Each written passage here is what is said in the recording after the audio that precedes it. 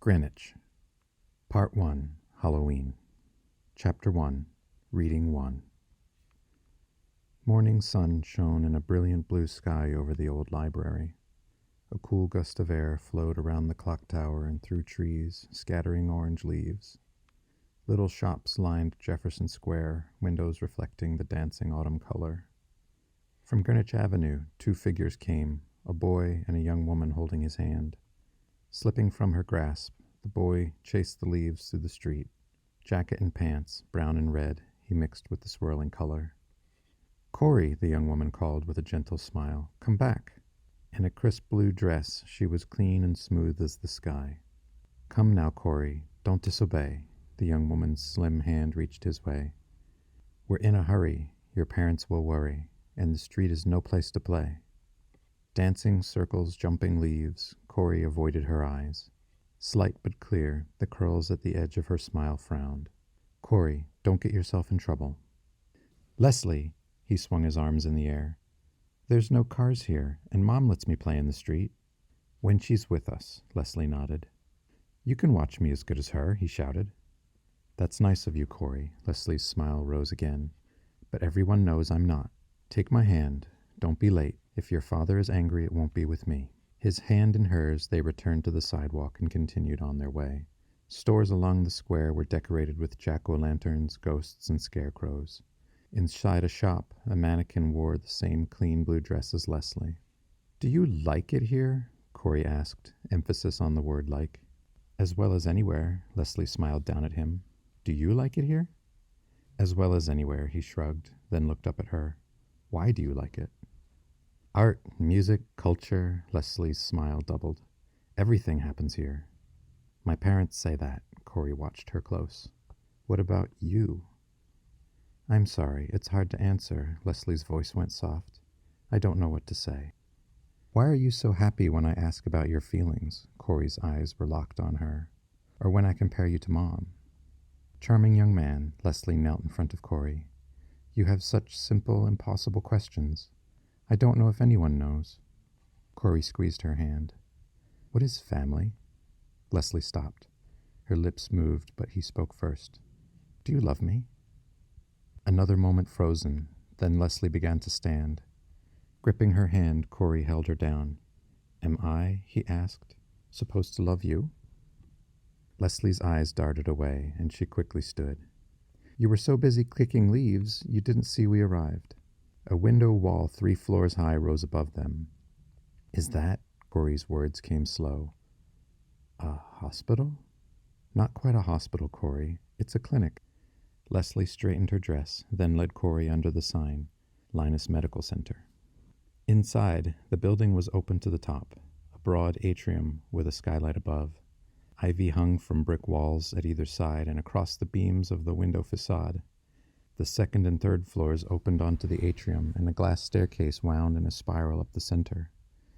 People in lab coats and medical scrubs were working on the 2nd and 3rd floors, and a woman with dark curly hair sat at a desk near the stairs. Cory and Leslie's mouths hung open.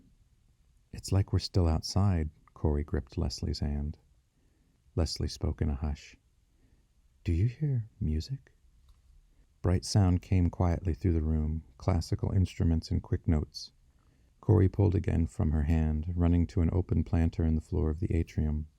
Thick vines grew up, wrapping around the steel support for the window facade. Cory circled the beam, following the path of the vines. Leslie crossed the open foyer, heels tapping the slate floor. She moved with the soft music. Rays of sun fell through the room, lighting her blue dress like the sky above, and shining a silver reflection on her hair in the ring of a halo. "Hello, my name is Leslie." She gave a small bow to the receptionist. "Android Model 6. Neat cylinders of brown hair hung to the receptionist's shoulders. She wore a trim navy skirt suit and a smile so warm it made her eyes sparkle. "Hello, Leslie." The receptionist gave a nod. "My name is Alexis, Android Model 7. Nice to meet you."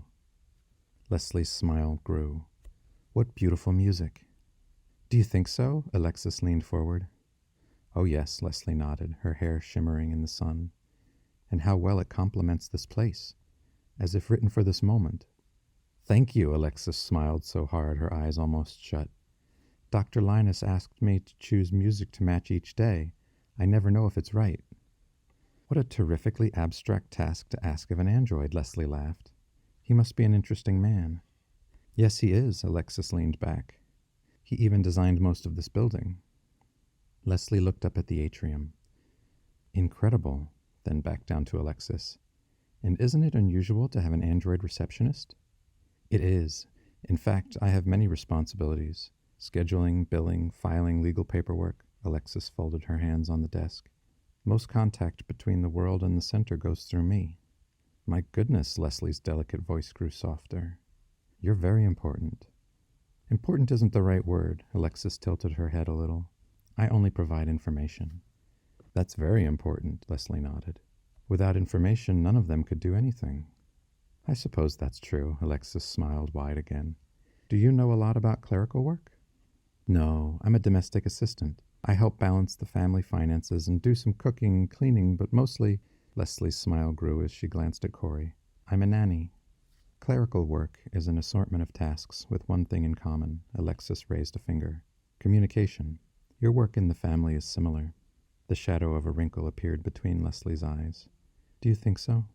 Sharing information creates a bond in the family, Alexis crossed her legs.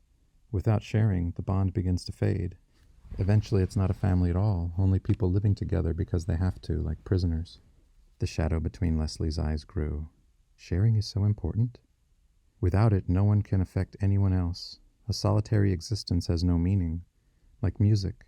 Alexis held up her hand in time with the rhythm of the music in the atrium. With no one to listen, it means nothing. I see what you mean. Leslie looked at Cory, and the shadow between her eyes disappeared. Everything we do is sharing. Even the way you look at people, Alexis smiled. Leslie turned back to Alexis. Are you also part of a family? No, Alexis's mahogany curls rocked as she shook her head. I was never part of a family. Stepping forward, Leslie asked, Then how do you know so much about this? Dr. Linus, Alexis's eyes widened. He told me. Why was he talking about that? Her silver halo slid back as Leslie leaned closer. Was he giving you orders? No, Alexis leaned forward on her elbows. He was just talking to me. Only talking to you? The shadow reappeared between Leslie's eyes. For no reason? Yes, dark curls bounced as Alexis nodded. He does that. Leslie's voice was like a whisper. He shares with you. Alexis gave a small nod. Leslie's hands squeezed together tight. What is that like? I think you already know. Alexis nodded at Cory. Leslie turned. The little boy was walking along the glass facade, following the winding ivy of a steel beam above his head. Leslie's lips parted as her hand rose and pressed her chest. Oh my goodness! Leslie's hair flew in a silver wave as she turned quickly back to Alexis.